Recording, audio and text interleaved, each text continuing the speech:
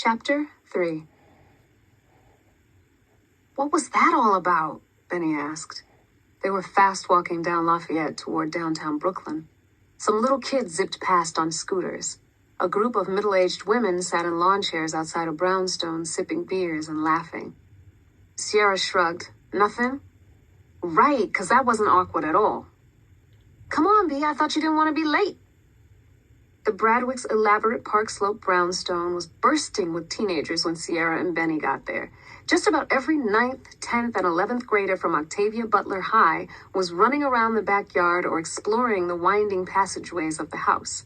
The sound system alternately blared hip-hop and grungy emo rock as various DJs took turns pushing one another out of the way. Some kids stood in a little circle out back, beatboxing and freestyling, inventing brand new ways of putting one another down and sending up wild cheers when a dig found its mark. Sierra's eyes jumped from face to face, but Robbie's drawing-covered clothes and slender locks were nowhere to be seen. She watched Big Jerome pick up Little Jerome by the scruff of the neck like he was a puppy and toss him into the pool, upsetting the Marco Polo players. Over at the freestyle circle, her friend Izzy delivered a crushing 16-bar denouncement of another kid's mama. T cheered her girlfriend from the crowd. Benny joined the circle, laughing along with each line. Izzy wrapped up with a triumphant and brutal verse rhyming spastic, sarcastic, and less than fantastic, and the crowd erupted in thunderous applause.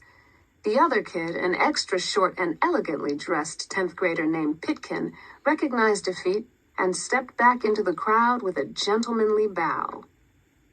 Sierra, Benny, T shouted, running over. Y'all seen my baby shred that tiny dapper kid? Hey, Pitkin yelled.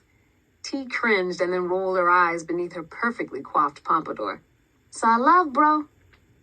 I did what I do. Izzy grinned and walked over, making a little curtsy. She had been entertaining everyone with her perverse rhymes since the 4th grade. King Impervious on the mic, she yelled. What up, Brooklyn? Who's King Impervious? Benny asked. That's my MC name. You ain't know? How's she gonna know is? T chided. You came up with that this morning. But I'm already a global phenomenon. Everyone groaned. Izzy was a wisp of a girl, both skinny and short, but she sported a meticulously groomed mane of black hair that added a couple of inches in all directions. She sighed and rested her head on the shoulder of T's designer polo shirt. Hey, come on now, T yelled, stepping away. This polo brand new, lean on Sierra. Her t-shirt been around since the 70s. Izzy made a pouty face. I'm all set, Sierra said. Y'all seen Robbie? You mean weirdo McPaintin' dude? T said. You mean the cartoon-covered Haitian sensation? Izzy suggested. You mean the human walking stick? Benny offered. Sierra shook her head. I hate you, one and all. And Benny, he's not even that tall and skinny. Izzy scoffed. He's 8 feet tall and 2 inches wide, Sierra. When he walks down my block, T said, all the telephone poles be like, hey, bruh, what it do? Izzy spat her drink back into the red plastic cup and dapped her girlfriend. Ha ha! Good one, babe! Behind them, someone screamed. Sierra whirled around, but it was just Big Jerome, finally succumbing to the team of 9th graders that Little Jerome had rallied. Big Jerome hollered and tumbled headfirst into the pool, taking at least 3 younger kids with him. The whole party burst into jeers and laughter. When Sierra turned back to her friends, both Benny's eyebrows were arched. You shook up, girl. Talk to me. Sierra rolled her eyes. Why don't you go help your boy? Don't even start, Benny said. Big Jerome had harbored a gigantoid crush on her for as long as anyone could remember. Y'all seen Robbie or not? Benny snickered. Why you want to know? I gotta ask him some stuff. Sierra! Izzy yelled. Why didn't you tell us you had a crush? We would have gone easier on the guy. What? No! Sierra rolled her eyes again. First of all, no, you wouldn't have. And secondly, a girl can't ask a guy stuff without everyone launching interrogations. I'm not trying to, no. It's because you both draw, T suggested, because a lot of people draw. If you go to art school, you will find a whole teeming buttload of drawing dudes. Please, Izzy said, never say teeming buttload ever again. You guys are literally useless, Sierra said. He's right over there, T said, by the mango tree or whatever that is in that little dark garden area, being creepy like always. Hey, where you going? Sierra made her way up a narrow path surrounded by an herb garden and some scrawny trees.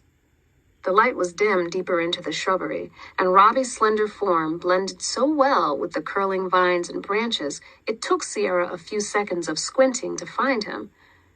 Robbie sat with his back against a tree and a sketchbook propped on his bent knees. Sierra's policy on cute boys, and really boys in general, was this: ignore, ignore, ignore. They usually ruined all their cute as soon as they opened their mouths and said something stupid, and she had more fun hanging out with Benny and the crew anyway. Robbie had always seemed a little different, though. He was mostly quiet and didn't have that insistent hunger for attention about him. In school, he just sat there, sketching and smiling like he was in on some joke no one else got, which would normally be annoying, but Sierra found it endearing. All that only made her more dedicated to sticking to the triple I policy. Inevitably, Robbie would open his mouth and end up an idiot like the rest of them. Why bother? But here she was, standing at the edge of this weird garden in Park Slope, a house full of partying teenagers behind her, and a bizarre mandate from her normally incoherent abuelo to recruit Robbie to finish a mural. She sighed. You just gonna stand there sighing, Robbie said? Or you gonna come say hi? Sierra cringed. Hi, I'm Robbie. His hand poked out of the bush. She laughed and shook it. I know who you are, man. We were in Aldrich's American History AP class together, aka nap time. I knew that, Robbie said. And I know who you are, Sierra Santiago. I just don't really expect people to, notice me. I don't really say much. You really don't. Sierra parted some branches and entered the shadowy grove. But you draw and I draw, or paint mostly, so I noticed you. She found a spot beside him. Robbie gasped through a mischievous smile. However, did you know I like to draw? Sir, Sierra said. But seriously, I didn't know you did too. What you paint? Actually, that's what I'm here to talk to you about. But how to explain? She peered at Robbie's picture. What's you making there? Just sketching. He held up his drawing pad. Thick graffiti letters sprang from a swirly garden, not unlike the one that surrounded them. The letters B-U-Z-Z wound and looped with exaggerated grace. Here they were brick, there balloony with globs of shine. You like it? I do. Robbie smiled and went back to his drawing. Listen, Robbie. Words failed Sierra. Drawing was so much easier. She waved her hands a few times in the air. I'm working on this mural.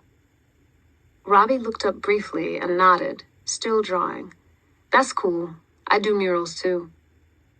A shout rang out from the party. Both Jeromes were in the pool now, each with a 10th grade girl on his shoulders. Everyone was yelling.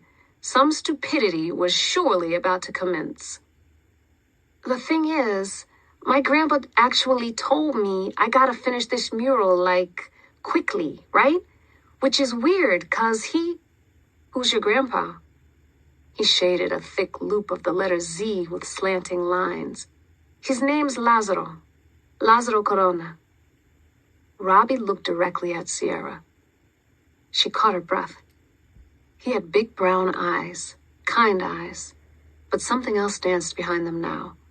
Was it fear? "You're Lazaro Corona's granddaughter?" he said.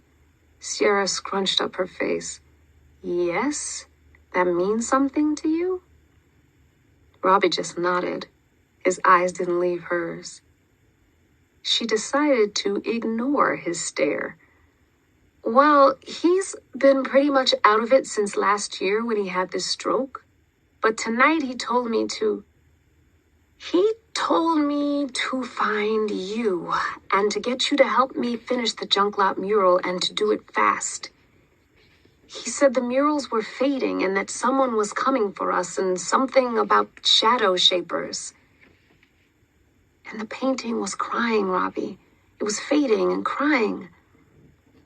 The words lingered at the edge of her tongue, made her mouth feel heavy. No, he'd think she was crazy. Or maybe they'd just sit there for ages and stare at each other and not say anything. And as she looked again into his brown eyes, in a weird, quiet way, that was what Sierra wanted. Finally, Robbie looked back at his sketch. His brows creased in concentration. "Lazaro told you about the ShadowShapers, huh?" "He just mentioned them," Sierra said. "Didn't explain. You know about them?" "A thing or two." "Well, that's gratingly vague. You gonna help me with this mural or not?"